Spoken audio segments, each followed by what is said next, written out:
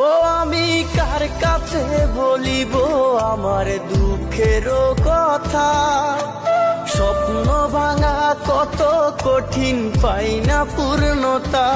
আমি কার কাছে বলিব আমার দুঃখের কথা, স্বপ্ন ভাঙা কত কঠিন পাই না পূর্ণতা।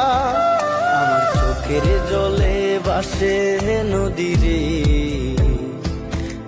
আমি নিজেই নিজে একা কাঁদিরে, আমি নিজেই নিজে একা হাসিরে। আমায় দেখলে সবাই পাগল বলে রে।